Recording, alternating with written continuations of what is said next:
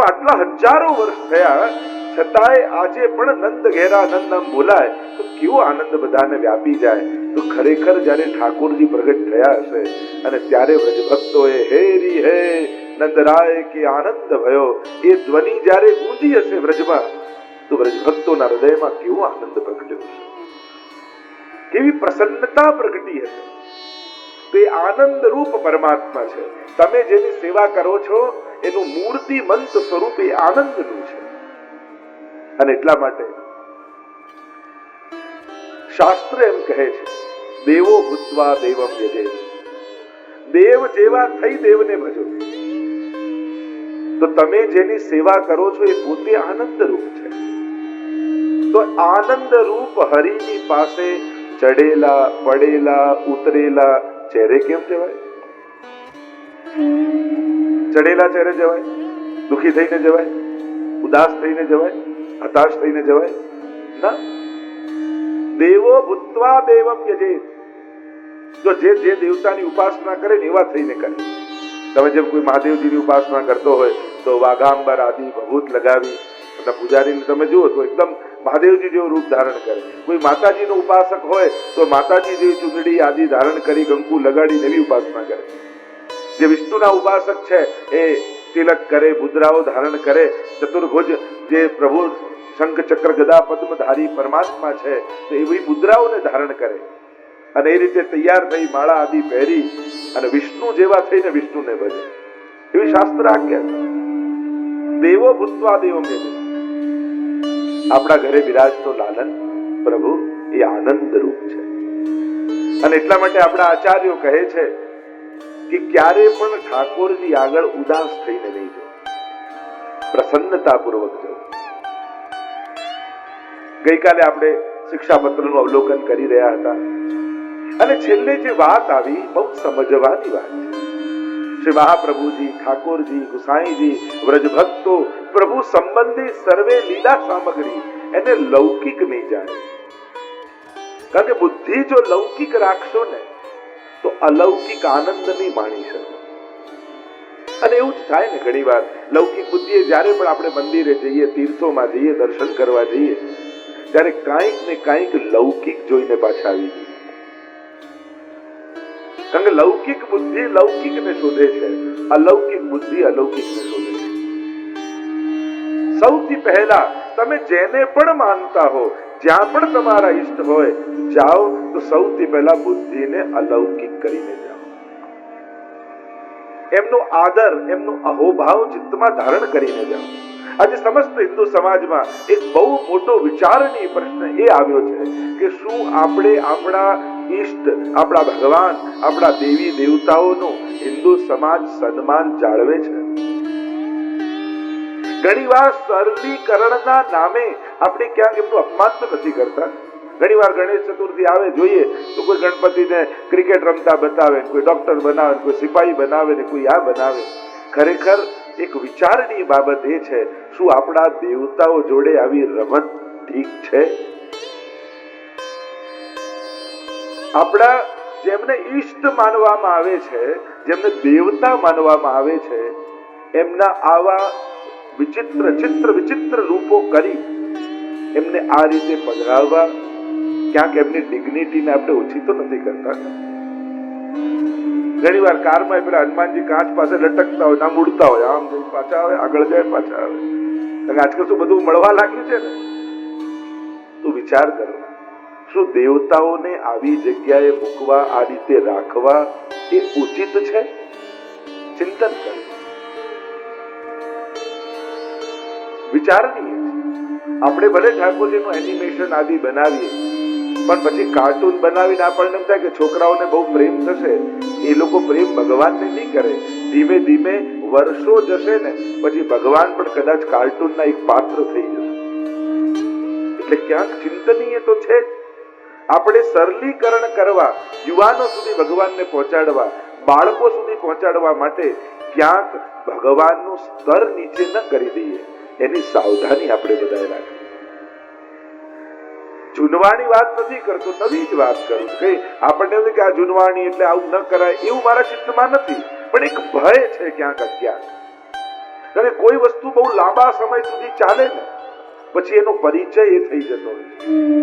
એટલે બીક એ લાગી કે ક્યાંક 25, 50, 100 વર્ષ પછી ભગવાન કોઈ કાર્ટૂનના પાત્ર બનીને ન રહી જાય, એની સાવધાની આપણે બધાએ રાખી.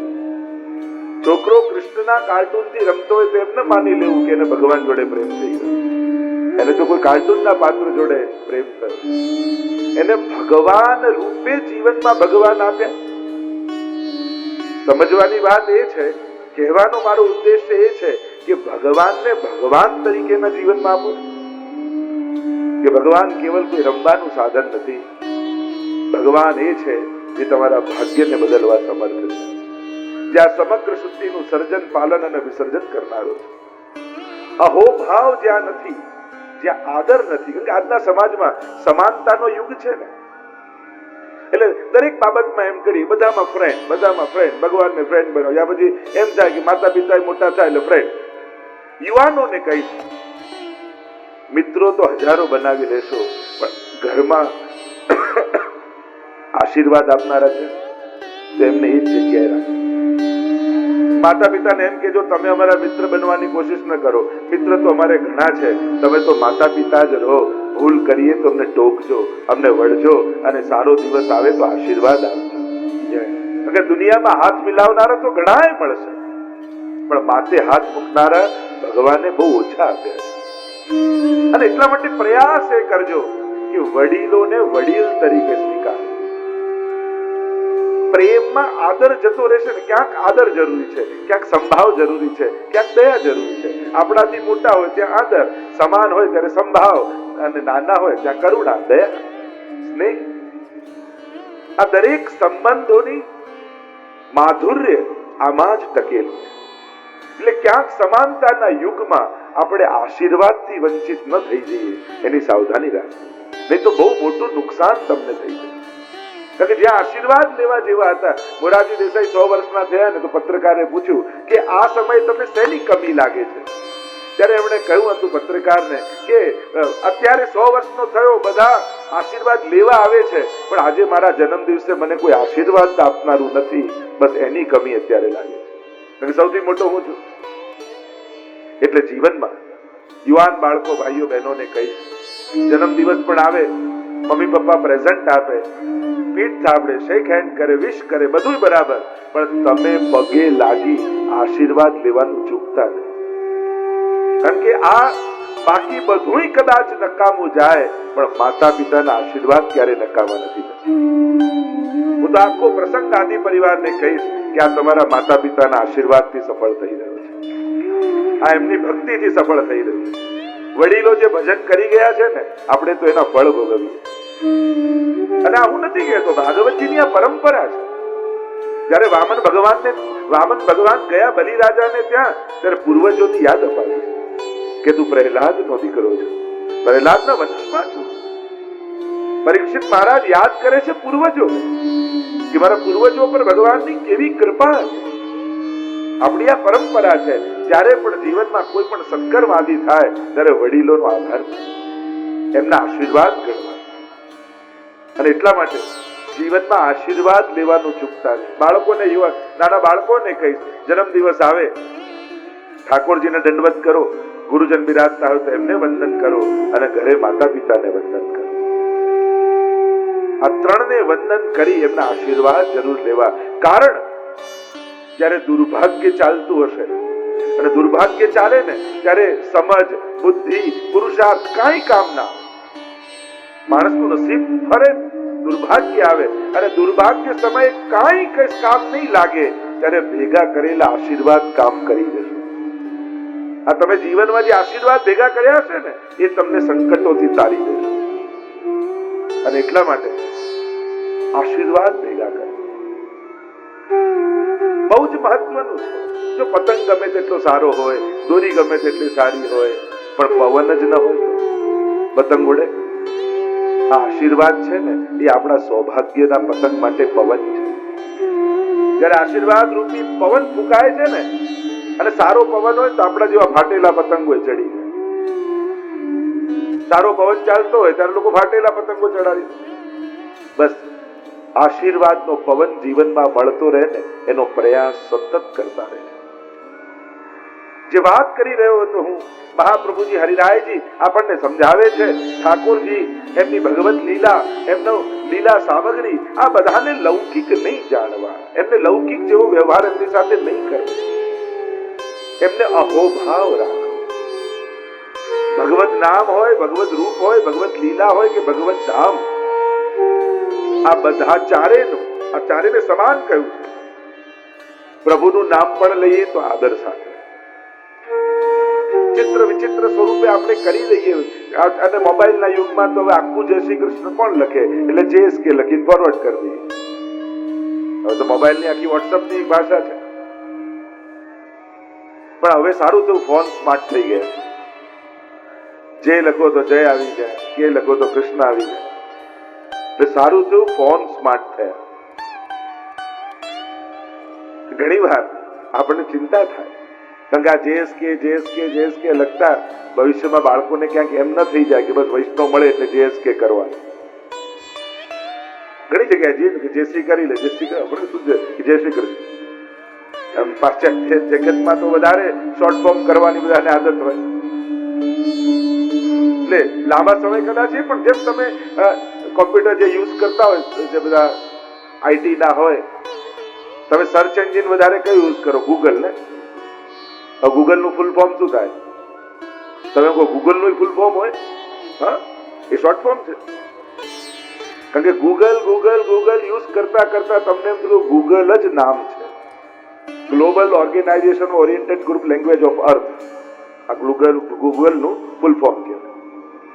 હવે ગૂગલ એટલી વાર તમે યુઝ કરો છો એટલે નામ ઘડીએ શોર્ટ ફોર્મ, એટલે ગૂગલ જ તમને નામ લાગવા માંડે.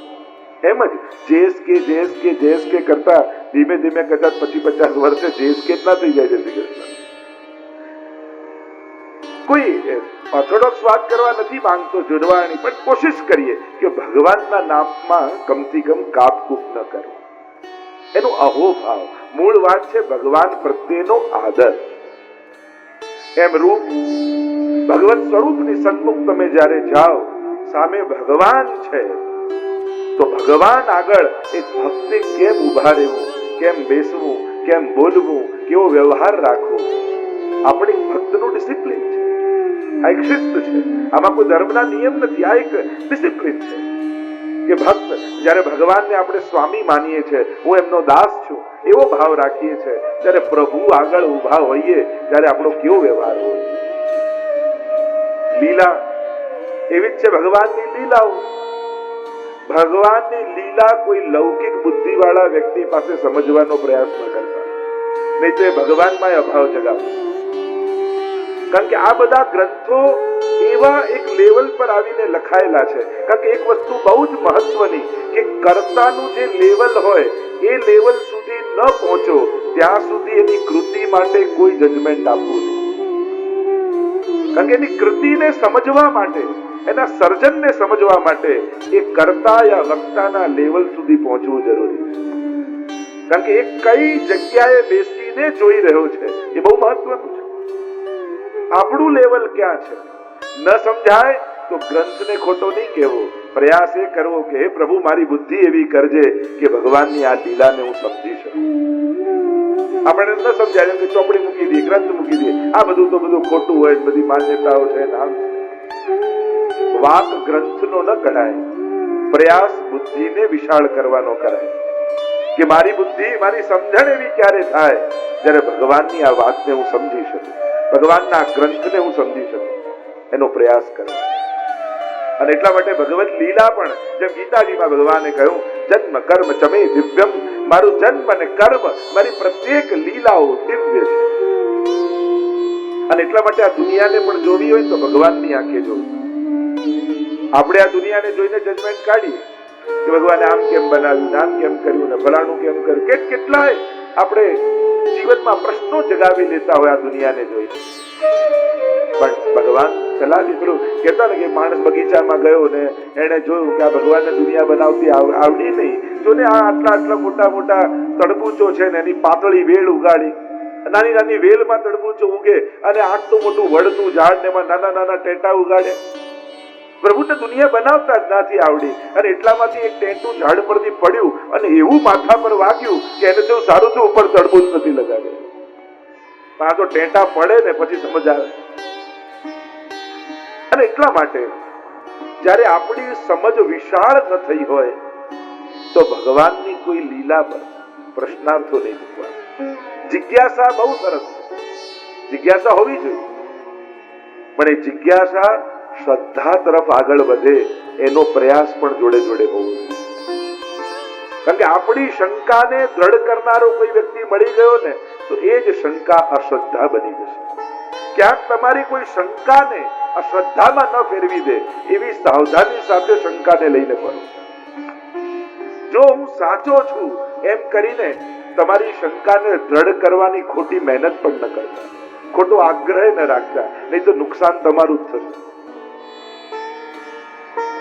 અને એટલા માટે શંકાઓ બળ બનવું જોઈએ, શ્રદ્ધા બીજ બનવું જોઈએ. શ્રદ્ધા તો જે આપણે ચર્ચા કરી રહ્યા હતા ત્રીજા શિક્ષાપત્રમાં શ્રી હરિરાય મહાપ્રભુજીએ કહ્યું આ લીલા સામગ્રીઓ એની સામ્યતા કોઈની સાથે ન થઈ શકે.